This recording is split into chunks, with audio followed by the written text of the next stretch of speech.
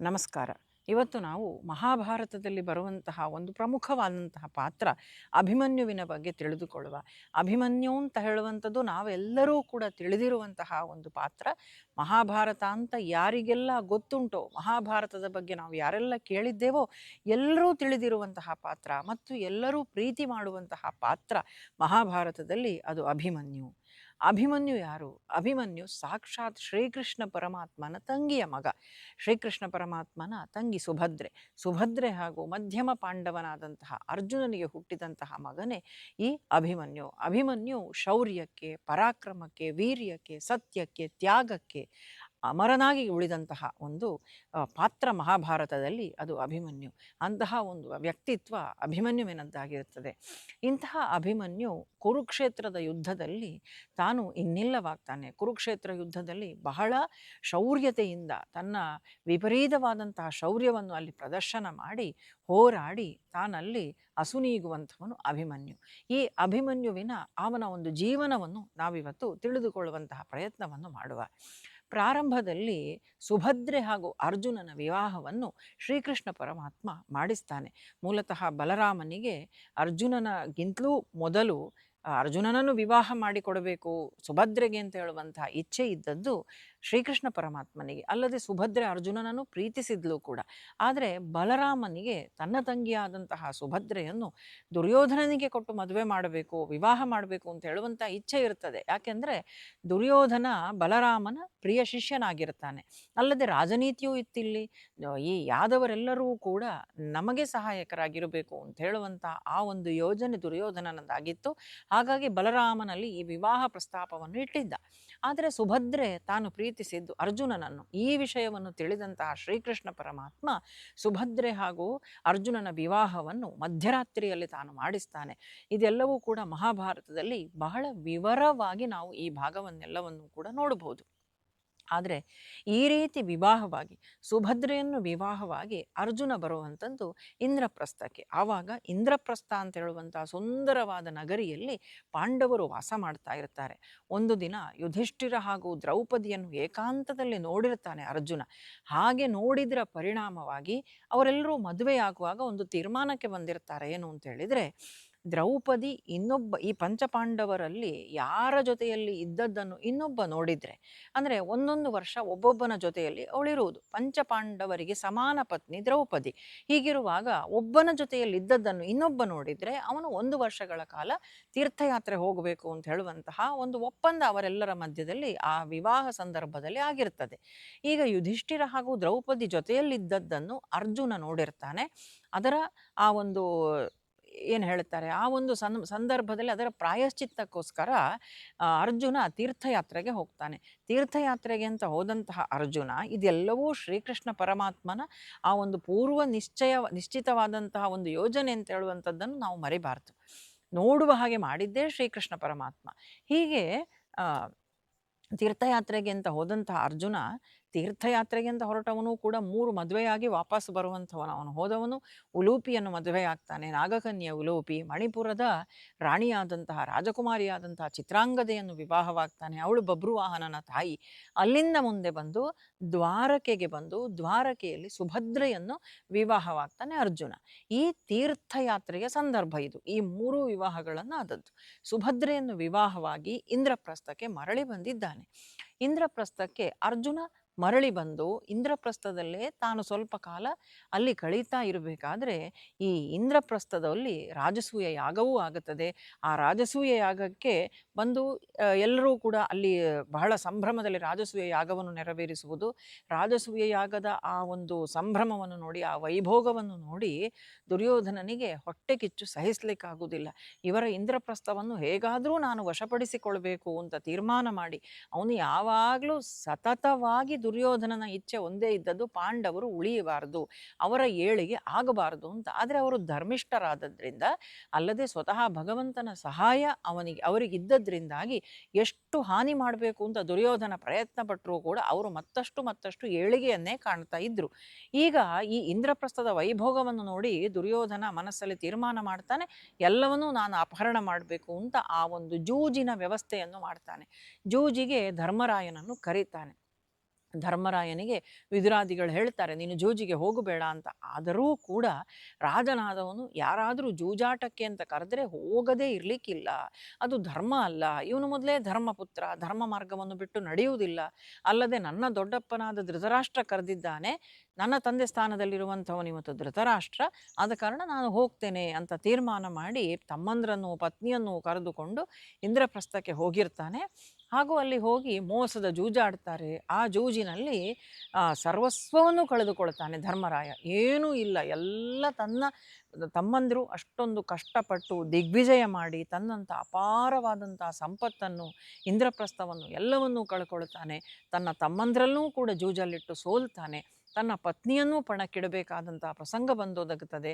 ಹಾಗೂ ಯಾವಾಗ ದ್ರೌಪದಿಯನ್ನು ಪಣಕ್ಕಿಡ್ತಾರೋ ಆವಾಗ ಅವಳ ವಸ್ತ್ರಾಪಹರಣದ ಪ್ರಯತ್ನ ನಡೀತದೆ. ಅಲ್ಲಿ ಆ ಪ್ರಸಂಗ ಬಹಳ ಕರುಣಾಜನಕವಾದಂಥ ಪರಿಸ್ಥಿತಿ ಅದು. ಎಲ್ಲವನ್ನೂ ಕಳ್ಕೊಂಡು ದ್ರೌಪದಿಯನ್ನೂ ಕೂಡ ಪಣಕ್ಕಿಟ್ಟು ಅವಳೂ ಕೂಡ ವಸ್ತ್ರಾಪಹರಣದ ಸಂದರ್ಭವನ್ನು ತಾನಲ್ಲಿ ಎದುರಿಸಿ ಕೊನೆಗೆ ಶ್ರೀಕೃಷ್ಣ ಪರಮಾತ್ಮನ ದಯೆಯಿಂದ ಅಕ್ಷಯವಾದಂಥ ವಸ್ತ್ರವನ್ನು ಪಡ್ಕೊಂಡು ತನ್ನ ಮಾನವನ್ನು ತಾನು ಕಾಪಾಡಿಕೊಂಡು ಬಂದಿರ್ತಾಳೆ ದ್ರೌಪದಿ. ಈ ರೀತಿಯಾಗಿ ಅಲ್ಲಿ ಆ ಮಾನ ಸಂರಕ್ಷಣೆಯನ್ನು ಮಾಡಿರ್ತಾರೆ.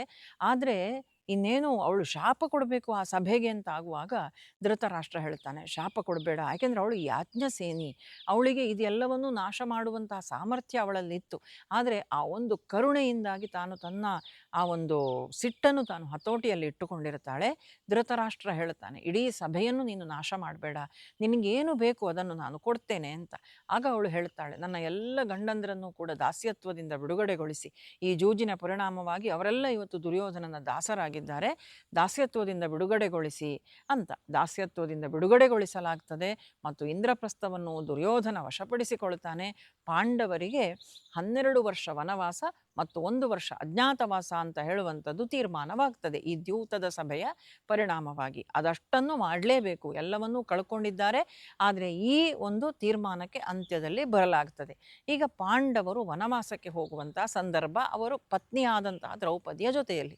ಆದರೆ ಇದೇ ಸಂದರ್ಭದಲ್ಲಿ ಸುಭದ್ರೆ ತಾನು ಗರ್ಭವತಿಯಾಗಿರ್ತಾಳೆ. ಸುಭದ್ರೆಯ ಗರ್ಭದಲ್ಲಿ ಮಗು ಅಭಿಮನ್ಯು ತಾನು ಬೆಳೀತಾ ಇರ್ತಾನೆ. ಯಾವಾಗ ಈ ಅರ್ಜುನ ತಾನು ವನವಾಸಕ್ಕೆ ಅಂತ ತಮ್ಮಂದ್ರ ಜೊತೆಯಲ್ಲಿ, ಅಣ್ಣ ತಮ್ಮಂದರ ಜೊತೆಯಲ್ಲಿ ಹಾಗೂ ದ್ರೌಪದಿಯ ಜೊತೆಯಲ್ಲಿ ಹೊರಡ್ತಾನೋ ಆವಾಗ ಸುಭದ್ರೆಯ ಕೈ ಹಿಡಿದುಕೊಂಡು ಬಂದು ಸಾಕ್ಷಾತ್ ಶ್ರೀಕೃಷ್ಣ ಪರಮಾತ್ಮನ ವಶಕ್ಕೆ ಅವಳನ್ನು ಒಪ್ಪಿಸಿ ಹೇಳುತ್ತಾನೆ, ನನ್ನ ಮಗು ಇವಳ ಗರ್ಭದಲ್ಲಿ ಬೆಳೀತಾ ಉಂಟು, ಈ ಮಗುವಿನ ಸಂಪೂರ್ಣ ಜವಾಬ್ದಾರಿಯನ್ನು ಹಾಗೂ ನನ್ನ ತಂಗಿಯ ಜವಾಬ್ದಾರಿಯನ್ನು, ನನ್ನ ಪತ್ನಿಯ ಜವಾಬ್ದಾರಿಯನ್ನು ನಿನಗೆ ಒಪ್ಪಿಸಿ ಹೋಗ್ತಾ ಇದ್ದೇನೆ ಅಂತ ಶ್ರೀಕೃಷ್ಣನಿಗೆ ಪತ್ನಿಯಾದಂತಹ ಸುಭದ್ರೆಯನ್ನು ಒಪ್ಪಿಸಿ ಅರ್ಜುನ ವನವಾಸಕ್ಕೆ ತೆರಳುವಂತಹ ಸಂದರ್ಭ. ತೆರಳುತ್ತಾನೆ ವನವಾಸಕ್ಕೆ. ಶ್ರೀಕೃಷ್ಣ ಪರಮಾತ್ಮ ಸುಭದ್ರೆಯನ್ನು ಕರ್ಕೊಂಡು ಬರ್ತಾನೆ. ದ್ವಾರಕೆಯಲ್ಲೇ ಜನಿಸಿದಂತಹ ಮಗು ಅಭಿಮನ್ಯು. ಮಗುವಿಗೆ ಅಭಿಮನ್ಯು ಅಂತ ನಾಮಕರಣ ಮಾಡ್ತಾನೆ ಭಗವಂತ. ನಾವು ಮಹಾಭಾರತದಲ್ಲಿ ಓದಬೇಕು. ಅಭಿಮನ್ಯುವನ್ನು ಶ್ರೀಕೃಷ್ಣ ಪರಮಾತ್ಮ ಪಾಲಿಸಿದ ರೀತಿ ಏನು, ಪೋಷಿಸಿದ ರೀತಿ ಏನು, ಪ್ರೀತಿ ಮಾಡಿದಂತಹ ಪರಿ ಏನು, ಎಲ್ಲವನ್ನೂ ನಾವಲ್ಲಿ ಓದಬೇಕು. ಶ್ರೀಕೃಷ್ಣನಿಗೆ ಒಂದು ಕೊರಗಿತ್ತಂತೆ, ತನ್ನ ಸೋದರ ಮಾವನಾದಂತಹ ಕಂಸನಿಂದ ತಾನು ಯಾವ ರೀತಿಯಾದಂತಹ ಪ್ರೀತಿಯನ್ನೂ ಪಡೀಲಿಲ್ಲ. ಕೊನೆಗೆ ಅವನನ್ನೇ ಕೊಲ್ಲುವಂತಹ ಪ್ರಸಂಗ ತನಗೆ ಬಂದೊದಗಿತು. ಆದರೆ ಈ ಮಗುವಿಗೆ ಹಾಗಾಗಬಾರ್ದು, ನನ್ನ ತಂಗಿಯ ಮಗು ಅಂತ ಆ ಮಗುವನ್ನು ಪ್ರೀತಿಯಿಂದ ಅದನ್ನು ಸಾಕಿ ಬೆಳೆಸಿ ಅವನ ಮಲಮೂತ್ರಗಳನ್ನೂ ಕೂಡ ಸಾಕ್ಷಾತ್ ಭಗವಂತನಾಗಿಯೂ ಶ್ರೀಕೃಷ್ಣ ಪರಮಾತ್ಮ ಸ್ವಚ್ಛಗೊಳಿಸಿದ್ದಂತೆ ಮಾವನಾಗಿ. ಅಷ್ಟೊಂದು ಅಕ್ಕರೆಯಿಂದ ಬೆಳೆಸಿದಂತಹ ಮಗು ಅಭಿಮನ್ಯು. ಅಭಿಮನ್ಯು ಸುಭದ್ರೆಯ ಗರ್ಭದಿಂದ ತಾನು ಬಂದಿದ್ದಾನೆ ಅರ್ಜುನನ ಮುಖಾಂತರವಾಗಿ.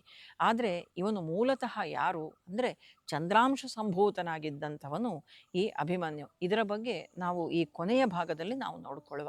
ಇವತ್ತಿನ ಈ ಸಂಚಿಕೆ ಮುಕ್ತಾಯ ಮಾಡುವಾಗ ಅಭಿಮನ್ಯುವಿನ ಹಿನ್ನೆಲೆ ಏನು ಅಂತ ಹೇಳುವಂಥದ್ದನ್ನು ತಿಳ್ಕೊಳ್ಳುವ. ಅಭಿಮನ್ಯುವನ್ನು ಪ್ರೀತಿಯಿಂದ ಸಾಕಿ ಬೆಳೆಸಿರ್ತಾನಂತೆ ಶ್ರೀಕೃಷ್ಣ ಪರಮಾತ್ಮ. ಮಗುವಿಗೆ 15 ವರ್ಷ ಆಗುವ ಆ ಸಂದರ್ಭ ಬಂದಾಗ, ಅಂದರೆ ಅವರಿಗೆ ಪಾಂಡವರಿಗಿದ್ದದ್ದೇ 12 ವರ್ಷ ವನವಾಸ, 1 ವರ್ಷ ಅಜ್ಞಾತವಾಸ, ಅದು ಎಲ್ಲವನ್ನು ಮುಗಿಸಿ ಮಗುವಿಗೆ ಇನ್ನೇನು 14 ವರ್ಷ ಆಗಿದೆ. ಅಂತಹ ಸಂದರ್ಭದಲ್ಲಿ ಅರ್ಜುನ ಬಂದು ಪ್ರಪ್ರಥಮ ಬಾರಿಗೆ ಅಭಿಮನ್ಯುವನ್ನು ನೋಡ್ತಾನೆ. 14 ವರ್ಷ ಮಗು ತಂದೆಯ ಮುಖವನ್ನೇ ನೋಡುವುದಿಲ್ಲ. ತಂದೆಯನ್ನು ಯಾವಾಗ ನೋಡ್ತಾನೋ ಆಗ ತನ್ನ ಸರ್ವಸ್ವವನ್ನು ತಂದೆಗೆ ಅರ್ಪಿಸಿ ಬಿಡ್ತಾನಂತೆ ಅಭಿಮನ್ಯು. ಇನ್ನು ಮುಂದೆ ನಿಮ್ಮ ಹೋರಾಟ ಏನುಂಟು ಅದು ನನ್ನದು ಅಂತ ಹೇಳಿ ಆ ಜವಾಬ್ದಾರಿಯನ್ನು ತೆಗೆದುಕೊಂಡವನು ಅಭಿಮನ್ಯು. ಸಂತೋಷದಿಂದ ತಾಯಿ ಜೊತೆಯಲ್ಲಿ ಹಾಗೂ ತಂದೆಯ ಜೊತೆಯಲ್ಲಿ ಹಸ್ತಿನಾವತಿಗೆ ಬರುವಂಥ ಸಂದರ್ಭ ಇಲ್ಲ, ಕ್ಷಮಿಸಿ, ಹಸ್ತಿನಾವತಿಯಿಂದ ಇವರು ಹೊರಹಾಕಲ್ಪಟ್ಟಿದ್ದಾರೆ. ಈ ಸಮಯದಲ್ಲಿ ಆಶ್ರಯ ಕೊಟ್ಟದ್ದು ಪಾಂಡವರಿಗೆ ಯಾರು ಅಂತ ಹೇಳಿದರೆ ವಿರಾಟ ರಾಜ. ವಿರಾಟನ ನಗರದಲ್ಲಿ ಅವರು ಅವರ ಅಜ್ಞಾತವಾಸವನ್ನು ಕಳೆದಿರುತ್ತಾರೆ. ಆ ಅಜ್ಞಾತವಾಸವನ್ನು ಎಲ್ಲಿ ಕಳೆದಿದ್ದಾರೋ ಆ ವಿರಾಟ ನಗರದಲ್ಲಿ ಉಪಪ್ಲಾವ್ಯ ಅಂತ ಹೇಳುವಂಥ ಒಂದು ನಗರವನ್ನು ಪಾಂಡವರಿಗೆ ಅಂತ ವಿರಾಟ ರಾಜ ಬಿಟ್ಟುಕೊಂಡಿರ್ತಾನೆ. ಆ ವಿರಾಟ ನಗರದ ಉಪಪ್ಲಾವ್ಯ ಅಂತ ಹೇಳುವಂತಹ ನಗರದಲ್ಲಿ ಏನಿ ಪಾಂಡವರು ಅವರ ಒಂದು ಶಿಬಿರವನ್ನೆಲ್ಲ ಹಾಕಿಕೊಂಡು ಇದ್ರೋ ಅಲ್ಲಿಗೆ ಬರ್ತಾನೆ ಅಭಿಮನ್ಯು ತಂದೆ ತಾಯಿಗಳ ಜೊತೆಯಲ್ಲಿ. ಹಾಗೂ ಅಲ್ಲಿ ಯುದ್ಧದ ಎಲ್ಲ ಯೋಜನೆಗಳು ನಡೀತಾ ಇರ್ತದೆ. ಅಂದರೆ ಇನ್ನು ಮುಂದೆ ದ್ರೌಪದಿಗೆ ಆದಂಥ ಅವಮಾನಕ್ಕೆ ತಾನು ಏನು ಅವರ ವಿರುದ್ಧ ತಾನು ಸೇಡನ್ನು ತೀರಿಸಿಕೊಳ್ಬೇಕು, ಈ ನ್ಯಾಯ ಒದಗಿಸಬೇಕು ಅಂತ ಹೇಳುವಂತಹ ಒಂದು ತೀರ್ಮಾನಕ್ಕೆ ಬಂದಿರ್ತಾರೆ ಪಾಂಡವರು. ಅಲ್ಲದೆ ಶ್ರೀಕೃಷ್ಣ ಪರಮಾತ್ಮ ಯುದ್ಧ ಆಗಲೇಬೇಕು, ಯಾಕೆಂದರೆ ಇಡೀ ವಿಶ್ವದಲ್ಲಿ ದುಷ್ಟರು ತುಂಬಿ ಹೋಗಿದ್ದಾರೆ, ಯುದ್ಧ ಮಾಡಿ ಆ ಒಂದು ಧರ್ಮ ಸಂಸ್ಥಾಪನೆ ಭೂಮಿಯಲ್ಲಿ ಆಗಬೇಕು ಅಂತ ಆದಂಥ ಅವತಾರ. ಆ ಕಾರಣಕ್ಕಾಗಿ ಯುದ್ಧದ ತೀರ್ಮಾನವೇ ಆಗಿದೆ. ಈಗ ಇಲ್ಲಿ ವಿರಾಟನಿಗೆ ಒಬ್ಬಳು ಮಗಳಿದ್ದಾಳೆ, ಅವಳೇ ಉತ್ತರೆ. ಆ ಉತ್ತರೆಯನ್ನು ಅರ್ಜುನನಿಗೆ ವಿವಾಹ ಮಾಡಿಕೊಡ್ತೇನೆ ಅಂತ ವಿರಾಟ ರಾಜ ಅಪೇಕ್ಷೆ ಪಡ್ತಾನೆ. ಅರ್ಜುನನ ಹತ್ರ ಹೇಳ್ತಾನೆ, ನನ್ನ ಮಗಳಾದ ಉತ್ತರೆಯನ್ನು ನಿನಗೆ ವಿವಾಹ ಮಾಡಿ ಕೊಡ್ತೇನೆ. ಆಗ ಅರ್ಜುನ ಹೇಳ್ತಾನೆ, ಸಾಧ್ಯ ಇಲ್ಲ, ಯಾಕೆಂತ ಹೇಳಿದರೆ ಅವಳು ನನ್ನ ಶಿಷ್ಯೆಯಾಗಿದ್ದವಳು. ಅವಳಿಗೆ ನೃತ್ಯವನ್ನು ಕಲಿಸುವಂತಹ ಸಂದರ್ಭದಲ್ಲಿ, ಯಾಕೆಂದರೆ ಅರ್ಜುನ ವಿರಾಟ ನಗರದಲ್ಲಿ ಬೃಹನ್ನಳೆಯಾಗಿ ಉತ್ತರೆಯ ನೃತ್ಯ ಗುರುವಾಗಿ ಅಲ್ಲಿದ್ದವನು. ನೃತ್ಯ ಕಲಿಸುವಂತಹ ಸಂದರ್ಭದಲ್ಲಿ ಅವಳನ್ನು ನನ್ನ ಮಗಳಾಗಿ ನಾನು ನೋಡಿದ್ದೇನೆ. ಆದ ಕಾರಣ ಅವಳನ್ನು ಮದುವೆ ಮಾಡ್ಕೊಳ್ಳಿಕ್ಕೆ ಸಾಧ್ಯ ಇಲ್ಲ ನನ್ನಿಂದ. ಆದರೆ ನನ್ನ ಮಗನಾದಂಥ ಅಭಿಮನ್ಯುವಿಗೆ ಅವಳನ್ನು ವಿವಾಹ ಮಾಡಿ ತಂದುಕೊಳ್ತೇನೆ ಅಂತ ಈ ರೀತಿಯಾಗಿ ಅಭಿಮನ್ಯು ಹಾಗೂ ಉತ್ತರೆಯ ವಿವಾಹ ನಡೀತದೆ. ಇವರಿಬ್ಬರ ಮದುವೆಯೂ ಆಗುತ್ತದೆ. ವಿಜೃಂಭಣೆಯಿಂದ ಆದಂತಹ ಮದುವೆ. ಆ ಎಲ್ಲ ಭಾಗಗಳು ಕೂಡ ನಾವು ಮಹಾಭಾರತದಲ್ಲಿ ನೋಡ್ಬೋದು. ತುಂಬ ಸುಂದರವಾಗಿ ಅಲ್ಲಿ ಚಿತ್ರಿಸಿದ್ದಾರೆ. ಅಲ್ಲಿಂದ ಮುಂದೆ ಹೀಗೆ ಬಹಳಷ್ಟು ಸಮಯಗಳು ಕಳೀತದೆ, ಯುದ್ಧದ ತೀರ್ಮಾನವಾಗುತ್ತದೆ. ಇನ್ನೇನು ಯುದ್ಧ ಅಂತ ಹೇಳುವಂಥದ್ದು ನಡೆದೇ ಬಿಟ್ಟಿತು. ಶ್ರೀಕೃಷ್ಣ ಸಂಧಾನಕ್ಕೂ ಹೋಗ್ತಾನೆ, ಆದರೆ ಸಂಧಾನ ವಿಫಲವಾಗ್ತದೆ. ಶ್ರೀಕೃಷ್ಣನನ್ನೇ ಬಂಧಿಸುವಂತಹ ಸಂದರ್ಭವೂ ಬರ್ತದೆ. ಆದರೆ ಶ್ರೀಕೃಷ್ಣ ಪರಮಾತ್ಮ ಅದು ಎಲ್ಲದರಿಂದಲೂ ಕೂಡ ತಾನು ಅವನನ್ನು ಬಂಧಿಸಲಿಕ್ಕೆ ಯಾರಿಂದಲೂ ಸಾಧ್ಯ ಇಲ್ಲ. ಭಗವಂತ ಆ ಒಂದು ಸಂಧಾನವು ವಿಫಲವಾಗಿ ಮರಳಿ ಬಂದಿದ್ದಾನೆ. ಯುದ್ಧವೇ ತೀರ್ಮಾನ ಅಂತ ಆಗ್ತದೆ. ಕುರುಕ್ಷೇತ್ರದಲ್ಲಿ ಯುದ್ಧವೂ ನಡೀತದೆ. ಸೈನ್ಯದ ಪ್ರಮುಖ ಸೇನಾಧಿಪತಿಯಾಗಿ ಪಾಂಡವ ಪಕ್ಷದಿಂದ ಇದ್ದವನು ದೃಷ್ಟದ್ಯುಮ್ನ, ಆದರೆ ಪ್ರಮುಖ ಸೇನಾ ನಾಯಕನಾಗಿದ್ದವನು ಅಭಿಮನ್ಯು. ಅಭಿಮನ್ಯು ಯಾವತ್ತೂ ಹೇಳುತ್ತಿದ್ದಂಥ ಒಂದು ಮಾತು ಏನು ಅಂತ ಹೇಳಿದರೆ, ಅವನಿಗೂ ಪಾಂಡವರ ಮಕ್ಕಳಾದಂತಹ ಇತರ ಉಪ ಪಾಂಡವರೇನಿದ್ದಾರೆ ಅವರೆಲ್ಲ ಸಹೋದರರು. ಅವನು ಹೇಳುವಂತಹ ಮಾತು ಅಭಿಮನ್ಯುವಿನ ಬಾಯಿಂದ ವೇದವ್ಯಾಸರೇನು ಹೇಳಿಸ್ತಾರೆ ಅಂತ ಹೇಳಿದರೆ, ಕಷ್ಟದ ಸಂದರ್ಭದಲ್ಲಿ ನಾನು ನನ್ನ ತಮ್ಮಂದಿರ ಮುಂದೆ ಇರ್ತೇನೆ, ಅದೇ ಸುಖ ಬಂದಾಗ ಶಾಂತಿಯ ಸಂದರ್ಭದಲ್ಲಿ ನಾನು ನನ್ನ ಅಣ್ಣ ತಮ್ಮಂದಿರ ಹಿಂದೆ ಇರ್ತೇನೆ ಅಂತ. ಆ ರೀತಿಯಾದಂತಹ ವ್ಯಕ್ತಿತ್ವ ಅಭಿಮನ್ಯುವಿನದ್ದು. ನನ್ನ ದೊಡ್ಡಮ್ಮನಿಗೆ ಆದಂತಹ ಆ ಒಂದು ಅವಮಾನ ಏನುಂಟು ಅದರ ಪ್ರತೀಕಾರವನ್ನು ತೀರಿಸಲಿಕ್ಕೊಳ್ಳಲಿಕ್ಕೋಸ್ಕರವಾಗಿಯೇ ನಾನು ಹುಟ್ಟಿ ಬಂದಿದ್ದೇನೆ. ನನ್ನ ತಂದೆಯ ಶರದಿಂದ ಅವನ ಬಿಲ್ಲಿನಿಂದ ಹೊರಡುವಂತಹ ಪ್ರತಿಯೊಂದು ಬಾಣಗಳು ಕೂಡ ನಾನೇ ಅಂತ ನೀವು ಭಾವಿಸ್ಬೋದು. ಈ ರೀತಿಯಾಗಿ ಅತ್ಯಂತ ಶೌರ್ಯದಿಂದ ತುಂಬಿದಂತಹ ಮಾತುಗಳು ಅಭಿಮನ್ಯುವಿನದ್ದು. 16 ವರ್ಷದ ಬಾಲಕ, ಉತ್ತರೆಯ ಜೊತೆಯಲ್ಲಿ ವಿವಾಹವಾಗಿದೆ. ಯುದ್ಧಕ್ಕೆ ಅಂತ ತಾನು ಬಹಳ ಸಂತೋಷದಿಂದ ಹೊರಟು ನಿಂತಿದ್ದಾನೆ. ಯುದ್ಧವೂ ಆರಂಭವಾಗಿದೆ. 10 ದಿನಗಳ ಕಾಲ ನಡೆದಂತಹ ಘೋರ ಯುದ್ಧ. 10 ದಿನಗಳ ಕಾಲ ಯುದ್ಧ ನಡೆದರೂ ಕೂಡ ಯಾರೂ ಶ್ರೇಷ್ಠ ಸೇನಾಧಿಪತಿಗಳಿಗೇನೂ ಆಗಿರುವುದಿಲ್ಲ. ಮುಖ್ಯ ನಾಯಕರೆಲ್ಲ ಇನ್ನೂ ಇದ್ದಾರೆ. ಮುಖ್ಯವಾಗಿ ಕೌರವ ಸೈನ್ಯದಿಂದ ಭೀಷ್ಮಾಚಾರ್ಯರು ಉರುಳಬೇಕು. ಆ ನಂತರವೇ ಯುದ್ಧ ಇನ್ನೊಂದು ಹೆಜ್ಜೆ ಮುಂದುವರಿಯಲಿಕ್ಕೆ ಸಾಧ್ಯ. 10ನೆಯ ದಿನ ಭೀಷ್ಮಾಚಾರ್ಯರು ಅರ್ಜುನನಿಂದ ತಾವು ಗುರಿ ಇಡಲ್ಪಟ್ಟು ಅರ್ಜುನನ ಶಸ್ತ್ರಾಘಾತಕ್ಕೆ ತಾವು ಒಳಗಾಗಿ ಶರಶಯ್ಯೆಯಲ್ಲಿ ಮಲಗಿಬಿಡುತ್ತಾರೆ. ಬಾಣಗಳ ಹಾಸಿಗೆಯಲ್ಲಿ ಭೀಷ್ಮಾಚಾರ್ಯರು ಮಲಗಿಬಿಡುತ್ತಾರೆ. ಅಲ್ಲಿಂದ ನಂತರ ದ್ರೋಣಾಚಾರ್ಯರು ಸೇನಾಧಿಪತಿಯ ಪಟ್ಟಕ್ಕೆ ಬರುವಂತಹ ಸಂದರ್ಭ. 14ನೆಯ ದಿವಸದ ಯುದ್ಧ. ಆ 13ನೆಯ ದಿವಸ ರಾತ್ರಿ ದ್ರೋಣಾಚಾರ್ಯರು ಹಾಗೂ ದುರ್ಯೋಧನನ ಮಧ್ಯದಲ್ಲಿ ನಡೆಯುವಂತಹ ಸಂಭಾಷಣೆ. ಹೇಗಾದರೂ ಮಾಡಿ ಪಾಂಡವರ ಶಕ್ತಿಯನ್ನು ಕ್ಷೀಣಿಸಬೇಕು. ಪಾಂಡವರು ಇವಾಗ ಆತ್ಮಸ್ಥೈರ್ಯದಿಂದ ಹಿಗ್ಗಿದ್ದಾರೆ, ಯಾಕೆಂದರೆ ಕೃಷ್ಣ ಇದ್ದಾನೆ ಅವರ ಪರವಾಗಿ. ಇವಾಗ ಪಾಂಡವರ ಸ್ಥೈರ್ಯವನ್ನು ನಾವು ಕುಗ್ಗಿಸಲೇಬೇಕು. ಅದಕ್ಕಾಗಿ ಏನಾದರೂ ಒಂದು ಸಂಚನ್ನು ನೀವು ಮಾಡಲೇಬೇಕು ಅಂತ ದ್ರೋಣಾಚಾರ್ಯರಿಗೆ ಹಂಗಿಸ್ತಾನೆ, ಹೀಯಾಳಿಸ್ತಾನೆ, ನಿಮ್ಮಿಂದ ಏನೂ ಸಾಧ್ಯ ಇಲ್ಲ ಅಂತ. ಆವಾಗ ದ್ರೋಣಾಚಾರ್ಯರು ಹೇಳ್ತಾರೆ, ಖಂಡಿತವಾಗಿ ಸಾಧ್ಯ ಉಂಟು, ನಾಳೆಯ ದಿವಸ ಅಭಿಮನ್ಯುವಿನನ್ನು ನಾನು ತಲೆ ತೆಗಿತೇನೆ, ನೋಡ್ತಾ ಇರಿ ಅಂತ. ಆದರೆ ಅದು ಹೇಗೆ ಸಾಧ್ಯ? ಅರ್ಜುನ ಇದ್ದಾಗ ಖಂಡಿತವಾಗಿಯೂ ಸಾಧ್ಯ ಇಲ್ಲ. ಹಾಗಾದರೆ ಅರ್ಜುನನನ್ನು ಸ್ವಲ್ಪ ಕಾಲ ರಣರಂಗದಿಂದ ದೂರ ಇಡಿ. ಇದು 13ನೆಯ ದಿವಸ ನಡೆಯುವಂತಹ ಪ್ರಸಂಗ. 14ನೆಯ ದಿವಸ ಜಯದ್ರಥನ ವಧೆಯನ್ನು ನಾವು ನೋಡ್ತೇವೆ. 13ನೆಯ ದಿವಸ ರಾತ್ರಿ ಮಾತಾಡುವಂತಹ ಪ್ರಸಂಗ ಇಲ್ಲಿ ದುರ್ಯೋಧನ ಹಾಗೂ ದ್ರೋಣಾಚಾರ್ಯರು. ಅಭಿಮನ್ಯುವನ್ನು ನಾನು ವಧೆ ಮಾಡಬೇಕು ಅಂತ ಹೇಳಿ, ಆದರೆ ಮಾನಸಿಕವಾಗಿ ಪಾಂಡವರು ಕುಗ್ಗಬೇಕು ಅಂತಾದರೆ ಅಭಿಮನ್ಯು ವಧೆ ಆಗಬೇಕು. ಮಕ್ಕಳ ಸಾವನ್ನು ಕಣ್ಣಲ್ಲಿ ಕಾಣಲಿಕ್ಕೆ ಯಾವ ತಂದೆ ತಾಯಿಯರು ಸಿದ್ಧರಿರುವುದಿಲ್ಲ.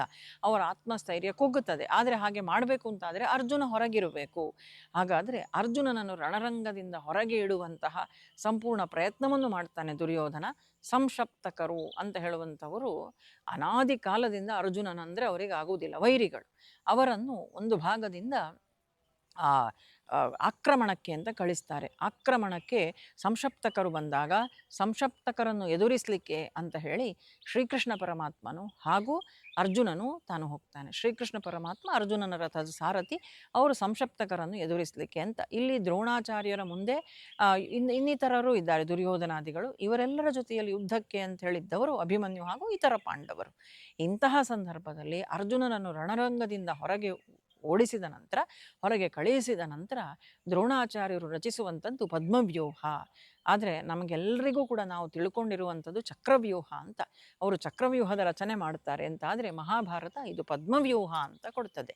ಪದ್ಮವ್ಯೂಹದ ರಚನೆಯನ್ನು ಮಾಡ್ತಾರೆ. ಆ ಪದ್ಮವ್ಯೂಹವನ್ನು ಭೇದಿಸಲಿಕ್ಕೆ ಗೊತ್ತಿರುವಂಥದ್ದು ಶ್ರೀಕೃಷ್ಣ ಪರಮಾತ್ಮನಿಗೆ, ಅರ್ಜುನನಿಗೆ ಮತ್ತು ಬಲರಾಮನಿಗೆ ಗೊತ್ತಿತ್ತು. ಆದರೆ ಅಭಿಮನ್ಯುವಿಗೆ ಒಳಗೆ ಹೋಗಲಿಕ್ಕೆ ಗೊತ್ತು ಪದ್ಮವ್ಯೂಹದ, ಆದರೆ ಹೊರಗೆ ಬರಲಿಕ್ಕೆ ಅವನಿಗೆ ಗೊತ್ತಿಲ್ಲ. ಆದರೆ ಇಂತಹ ಸಮಯದಲ್ಲಿ ಇವರೆಲ್ಲ, ಶ್ರೀಕೃಷ್ಣನೂ ಹೊರಗೆ ಹೋಗಿದ್ದಾನೆ, ಅದೇ ರೀತಿಯಾಗಿ ಅರ್ಜುನನೂ ಜೊತೆಯಲ್ಲಿದ್ದಾನೆ, ಇಲ್ಲಿರುವುದು ಅಭಿಮನ್ಯು ಮಾತ್ರ. ಈ ಒಂದು ಆಲೋಚನೆ ಮಾಡಿಯೇ ದ್ರೋಣಾಚಾರ್ಯರು ಅರ್ಜುನನನ್ನು ಹೊರಗೆ ಕಳಿಸಿದ್ದು. ಪದ್ಮವ್ಯೂಹದ ರಚನೆಯಾಗುತ್ತದೆ. ಪದ್ಮವ್ಯೂಹದ ರಚನೆ ಆದಾಗ ಇದರ ಒಳಗೆ ಹೋಗುವವರು ಯಾರು? ಇತರ ಪಾಂಡವರಿಗೆ ಅದರ ಒಳಗೆ ಪ್ರವೇಶ ಮಾಡಲಿಕ್ಕೆ ಗೊತ್ತಿಲ್ಲ. ಆವಾಗ ಅಭಿಮನ್ಯು ಹೇಳುತ್ತಾನೆ, ನಾನು ಮುನ್ನುಗ್ಗುತ್ತೇನೆ ಅಂತ. ಆದರೆ ಯುಧಿಷ್ಠಿರ ಅವನ ಮಾತಿಗೆ ಒಪ್ಪುವುದಿಲ್ಲ. ನೀನಿನ್ನೂ ನಮ್ಮ ಭವಿಷ್ಯ, ನೀನು ಅದರೊಳಗೆ ನುಗ್ಗಿ ನಿನಗೇನಾದರೂ ಆದರೆ ಅರ್ಜುನನಿಗೆ ನಾವೇನು ಉತ್ತರ ಕೊಡುವುದು? ಸುಭದ್ರೆಗೆ ಏನು ಮಾತನ್ನು ಹೇಳುವ ನಾವು? ನೀನು ಹೋಗಬೇಡ, ಆದದ್ದಾಗಲಿ ಇವತ್ತು ಅಂತ ಅವನನ್ನು ಹಿಂದೆ ಬರಲಿಕ್ಕೆ ಎಷ್ಟು ಕರೆದ್ರೂ ಕೂಡ ಅಭಿಮನ್ಯು ಕೇಳುವುದಿಲ್ಲ. ಸಿಂಹದ ಮರಿಯ ಹಾಗೆ ಆ ಪದ್ಮವ್ಯೂಹದೊಳಗೆ ತಾನು ನುಗ್ಗುತ್ತಾನೆ. ಅಭಿಮನ್ಯುವಿಗೆ ಅವನು ತಾಯಿಯ ಗರ್ಭದಲ್ಲಿದ್ದಾಗಲೇ ಈ ಪದ್ಮವ್ಯೂಹದ ಒಳಗೆ ಪ್ರವೇಶ ಮಾಡುವಂತಹ ರಹಸ್ಯ ತಿಳಿದಿತ್ತು. ತಾಯಿಯ ಗರ್ಭದಲ್ಲಿದ್ದಾಗ ಶ್ರೀಕೃಷ್ಣ ಪರಮಾತ್ಮ ಸುಭದ್ರೆಗೆ ಒಂದು ಬಾರಿ ಈ ಎಲ್ಲ ಪದ್ಮವ್ಯೂಹದ ಬಗೆಗಿನ ಎಲ್ಲ ವಿಚಾರಗಳನ್ನು ಹೇಳ್ತಾ ಹೋದಾಗ ತಾಯಿ ಮಲಗಿಬಿಟ್ಟಿದ್ಲಂತೆ ಸುಭದ್ರೆ. ಆದರೆ ಗರ್ಭದಲ್ಲಿದ್ದಂಥ ಮಗು ಅಭಿಮನ್ಯು ಹುಂಕಾರ ಮಾಡ್ತಾ ಇದ್ದಂತೆ. ಹಾಗಾಗಿ ಗರ್ಭದಿಂದಲೇ ಆ ಜ್ಞಾನವನ್ನು ಪಡ್ಕೊಂಡಿದ್ದವನು ಅಭಿಮನ್ಯು. ಆದರೆ ಹಿಂದೆ ತಿರುಗಿ ಬರುವುದು ಹೇಗೆ ಅಂತ ಹೇಳುವಂಥದ್ದನ್ನು ಶ್ರೀಕೃಷ್ಣ ಪರಮಾತ್ಮ ಹೇಳಿಲ್ಲ. ಅದು ಹೇಗೆ ಅಂತ ಹೇಳುವಂಥದ್ದನ್ನು ಮುಂದೆ ತಿಳ್ಕೊಳ್ಳುವ ನಾವು. ಈಗ ಪದ್ಮವ್ಯೂಹದೊಳಗೆ ಬಂದಿದ್ದಾನೆ. ಹಿರಿಯರು ಹೇಳುತ್ತಾರೆ, ಯುಧಿಷ್ಠಿರಾದಿಗಳು, ಆಯಿತು ನೀನು ಮುಂದೆ ಹೋಗಿ ದಾರಿ ಮಾಡಿಕೊಡು, ನಿನ್ನ ಹಿಂದೆಯೇ ನಾವು ಬರ್ತೇವೆ ಅಂತ. ಆ ಒಂದು ಧೈರ್ಯದಿಂದ ಯುಧಿಷ್ಠಿರ ಕಳುಹಿಸಿಕೊಡ್ತಾನೆ ಅಭಿಮನ್ಯುವನ್ನು. ಅಭಿಮನ್ಯು ಪದ್ಮವ್ಯೂಹದೊಳಗೆ ಪ್ರವೇಶ ಮಾಡಿದ ಕೂಡಲೇ ಉಳಿದ ಪಾಂಡವರು ಅವನ ಸಹಾಯಕ್ಕೆ ಬಾರದೇ ಇರುವಂತೆ ತಡೆ ಹಿಡಿಯುವವನು ಜಯದ್ರಥ. ಹೀಗೆ ಜಯದ್ರಥ ತಡೆ ಹಿಡಿದಿದ್ದಾನೆ. ಅಭಿಮನ್ಯು ಪದ್ಮವ್ಯೂಹದೊಳಗೆ ಬಂದಾಗಿದೆ. ಇನ್ನು ಮುಂದೆ ಅಭಿಮನ್ಯುವಿನ ನಡೆ ಏನು, ಯಾವ ರೀತಿಯಾದಂತಹ ಘಟನೆಗಳು ಮುಂದೆ ನಡೀತದೆ, ಇದೆಲ್ಲವನ್ನೂ ಕೂಡ ನಾವು ಇನ್ನೊಂದು ಸಂಚಿಕೆಯಲ್ಲಿ ತಿಳಿದುಕೊಳ್ಳುವ. ಎಲ್ರಿಗೂ ಶುಭವಾಗಲಿ, ಮಂಗಳವಾಗಲಿ. ಕೃಷ್ಣ ಅರ್ಪಣಮಸ್ತು.